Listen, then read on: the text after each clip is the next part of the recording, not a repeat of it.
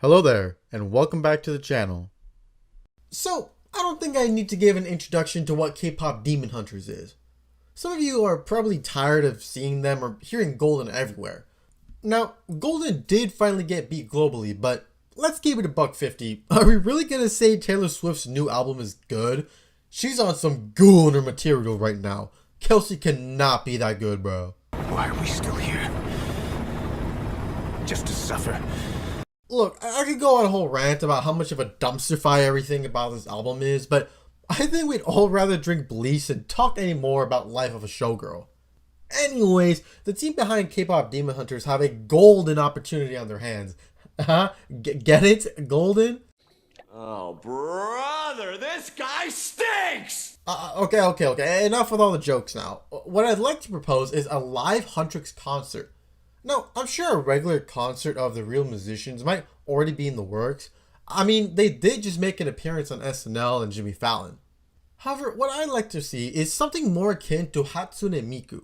If you don't know who Hatsune Miku is, well, I don't blame you. To be honest, the only reason I know who they are is because of a close friend of mine. There's admittedly a lot of lore behind her, so for the purposes of this video, I'll try to give the spark notes. Oh, and obviously I'm not that well versed on the character, so if I get something wrong, please correct me in the comments. Hatsune Miku is what's known as a Vocaloid. Essentially, it's a vocal synthesizer that is used as an instrument for different artists. So it's like pressing on the key of a piano, but replace the piano sound with a voice. There are different voices that have been trained and many different presets you can edit to form a song using this software. So it's like the precursor to AI music, but you know, with actual artistic integrity. While she's not the first of her kind, Miku is definitely the most famous Vocaloid.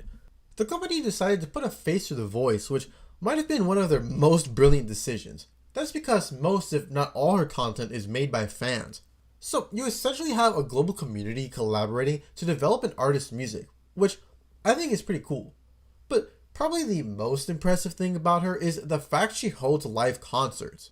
Okay, obviously the character is owned by Crypton Future Media, and I'm assuming they get most of the money from these concerts. But for simplicity's sake, I'll refer to the character when talking about these concerts.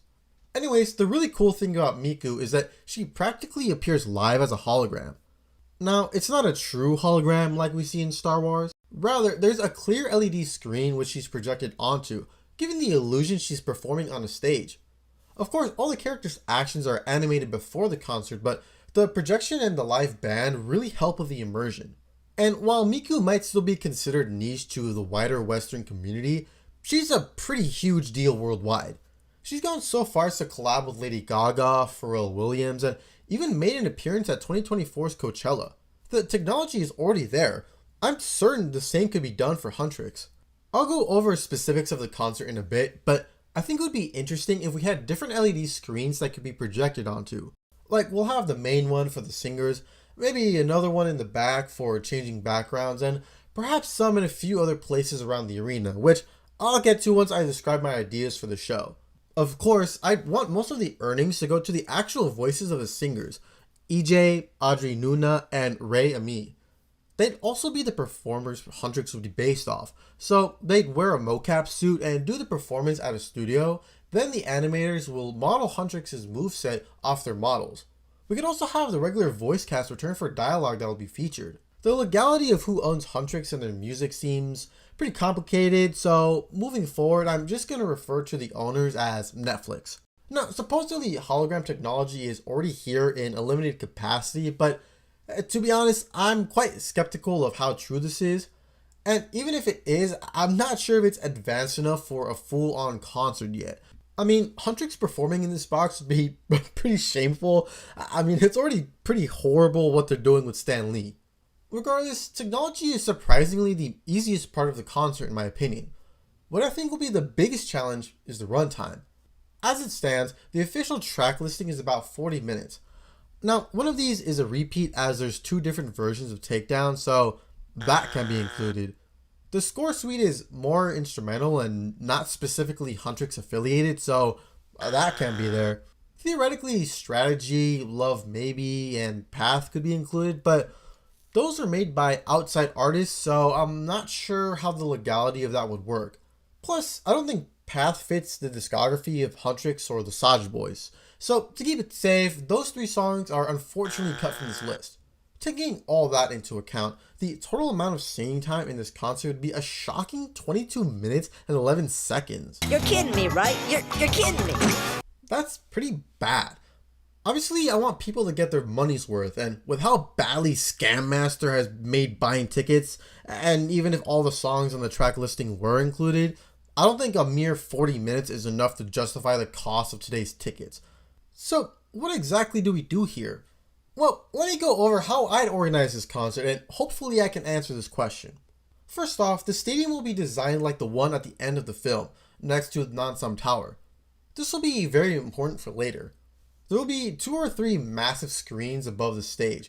For the sake of the story, the concert itself will start 5 or 10 minutes late, but this will be on purpose. So, for example, let's say the posted start time is 7 o'clock. By 7:09, nothing will have happened and people will start to get confused by the delay. If that's too much, we could have random stuff happening on the screens as if the tech team are trying to test something. Then at 7:10, Bobby will appear on the big TVs. He'll apologize for the delay and say something to the effect of he's not sure where Huntrix is. Suddenly, the music for How It's Done will start playing. Bobby will look off screen yelling why the music was turned on. As the first verse is about to end, Bobby looks up at the sky saying, "Yo, there they are!" Then, just like the movie, Huntrix will land on stage with a huge cloud of smoke. As they sing the first How It's Done, Done, Done, the trio emerge from the smoke killing demons. Now, this is probably the most technically involved portion.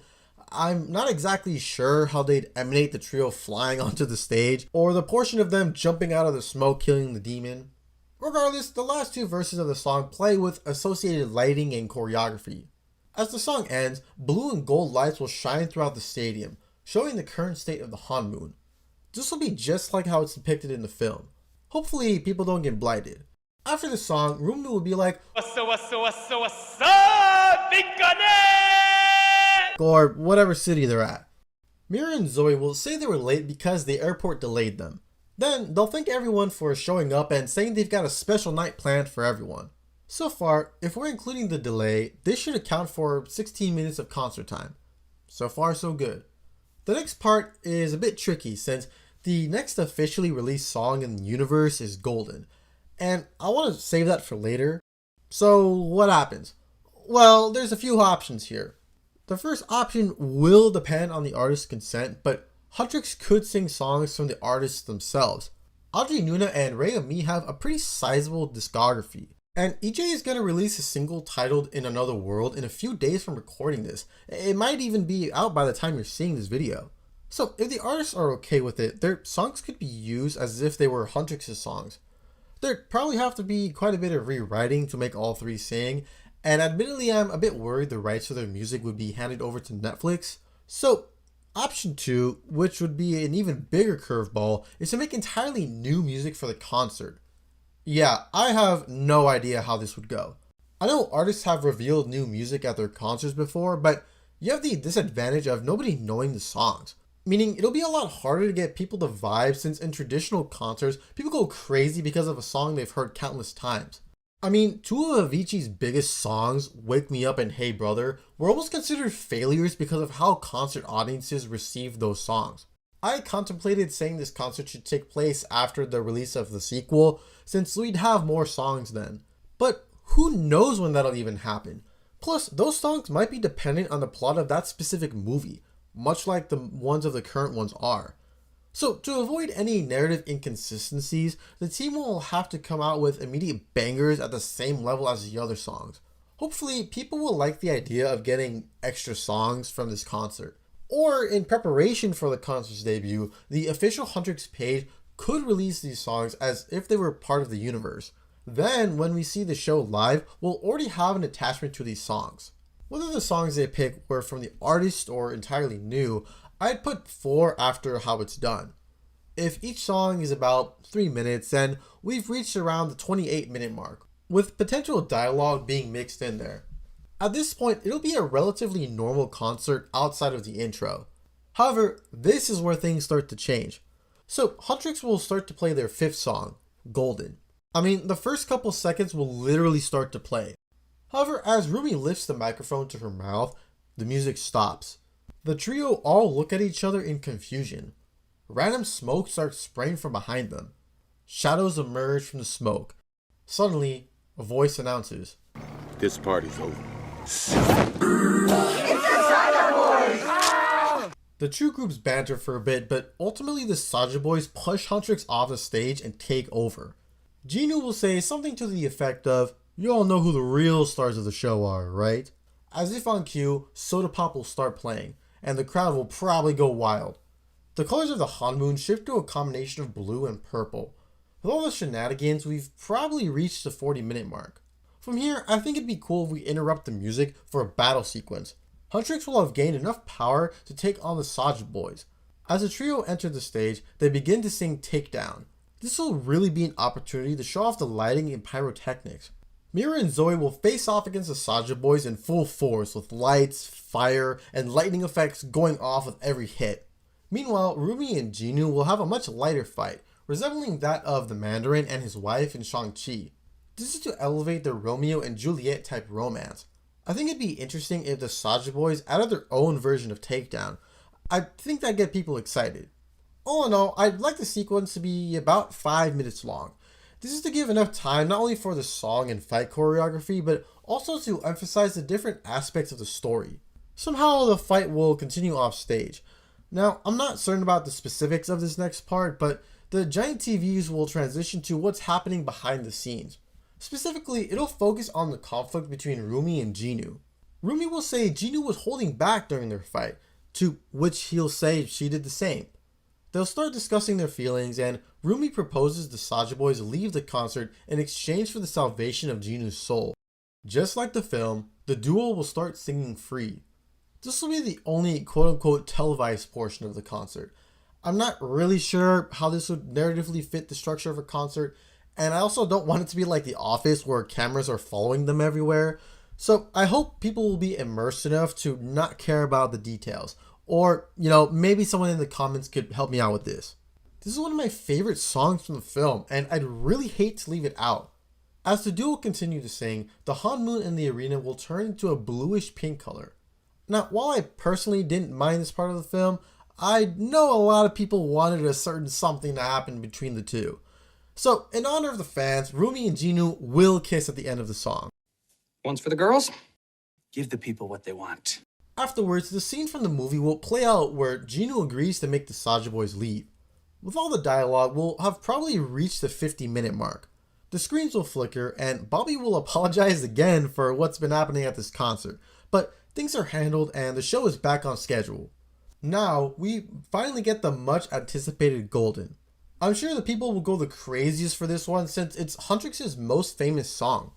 Anyways, ideally they'll perform exactly like in the Idol Awards, with maybe some fire or special effects laying in the background. I don't even know if this would be possible at all, but it would be really cool if Rumi was floating around in that golden ring just like in the film. Yeah, this is probably impossible without an animatronic or an actress. I feel like that would really break the immersion, so I'd rather not do that. Again, maybe someone in the comments could pitch how to do this properly. As Rumi closes out the song, all the lights in the arena immediately turn off. We see a shocked Rumi as Takedown begins to play again. Just like the Idol Awards, demons will have shapeshifted into Mira and Zoe, and the scene from the movie plays out. Wait a minute, don't they realize they sang this before? Whatever, this is an abridged version, and this is my video, okay? The shapeshifters will mock and push Rumi around, openly telling the audience she's a mistake. Then, Rumi will cry out, and all the lights will pretend to break. A single remaining light focuses on a scared Rumi, and as she notices her patterns, she runs off stage. We've now reached about the 56-minute mark. From here, there are two potential options we could go down. The first is going back to the TVs for a televised section showing scenes from the film. Essentially, we'd see the part where Mira and Zoe abandon Rumi, and the scene where Rumi confronts Genu. Now, narratively, these are pretty important to the story. However, I'm not sure these actually elevate the concert experience. Again, it's basically just rehashing scenes from the movie, things you can do at home. What if instead the audience is left in the dark, just like the fans in the film? Perhaps there's a minute of silence, building anticipation for what's going to happen next. Then, in subtle eeriness, the voice of Genu returns. Hey everybody, you must all be so sad about the Huntrix breakup. We are too. So to cheer everyone up, we're going to do a special live performance tonight.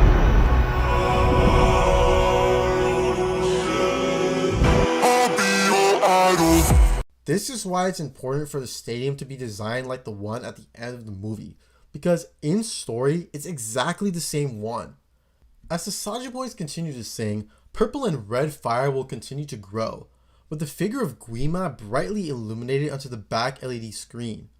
The Saja Boys fly into the air, looking down upon the audience, hoping they fall prey to the act. But as they sing their final line, the voice of Rumi emanates across the arena. Just like the film, Rumi walks down the stage and starts to sing what it sounds like. As the song plays, the audience will get to experience the final battle just like the fans in the film did. And boy, will we get to experience it in all its glory. Okay, I lied earlier about how it's done being the most technologically involved. In particular, I have no idea how we would get the trio to run through the arena, or the part where Genu sacrificed himself, or the part where Huntrix fly in the air and defeat Guima.